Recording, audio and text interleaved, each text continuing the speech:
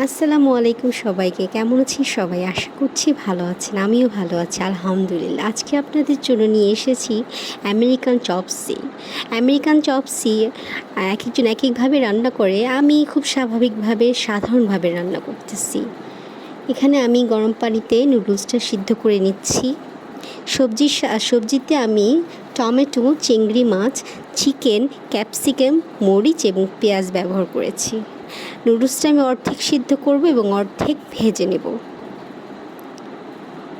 আসলে আমি আমার মতো করে রান্না করতেছি। জানি না কেমন হবে, কতটা পারফেক্ট হবে। তারপরেও আর কি একটু ট্রাই করতেছি ভালো করার জন্য। এখানে আমি লবণ দিয়ে নিচ্ছি। এখন আমি চিকেনটা ভেজে নিচ্ছি, লবণ দিয়ে নিচ্ছি। এখন এখানে আমি চিংড়ি মাছটা অ্যাড করছি।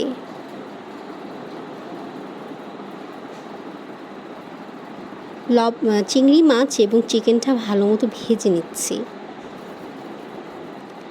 এখন আমি কিছু মশলা এখানে অ্যাড করছি, যেটা ম্যাজিক মশলা বা কোরিয়ান মশলার সাথে থাকে। এখন আমি টমেটো, পেঁয়াজ এবং কাঁচামরিচ ভেজে নিচ্ছি।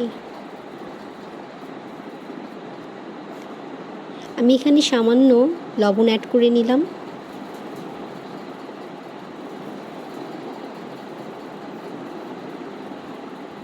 আমি এখানে এখন কোরিয়ান মশলাটা দিয়ে দিচ্ছি। আমেরিকান চপসি আসলে আমি রান্না করতে পারি না, একটু সামান্য যেভাবে নিজের মতো করে ট্রাই করতেছি। এখানে আমি এখন ভাজা চিকেনটা এবং চিংড়ি মাছটা দিয়ে দিলাম এবং সিদ্ধ নুডলসটা দিয়ে দিচ্ছি। আমি আসলে প্রফেশনাল রান্না করি না, বাবা মার জন্য বা যখন ভালো লাগে একটু চেষ্টা করি আর কি, বাসার জন্য সবার জন্য রান্না করি।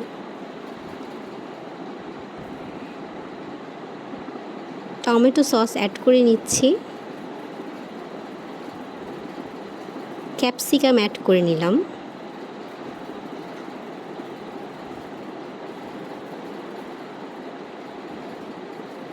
আমার নুডলসটা প্রায় হয়ে গেছে। এখন আমি আলাদা একটি ফ্রাই প্যানে তেল দিয়ে গরম করে ডিমটা পোস্ট করে নিচ্ছি। এখানে যার যতটুকু পরিমাণ ভালো লাগে, যে কয়টা ডিম সে ইউজ করতে পারেন। আমি 2টা পরিমাণ ডিম নিয়েছি এবং ভাজা নুডলসটি হাত দিয়ে ভেঙে দিচ্ছি। আস্তাও রাখা যায়, কিন্তু ভেঙে দিচ্ছি সবার খাওয়াতে সুবিধা হবে এই জন্য। আমি 2টা ডিম ভেজে নিয়েছিলাম।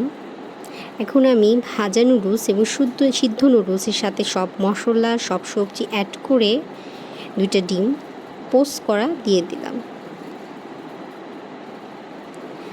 আমেরিকান চপসিটা রেডি।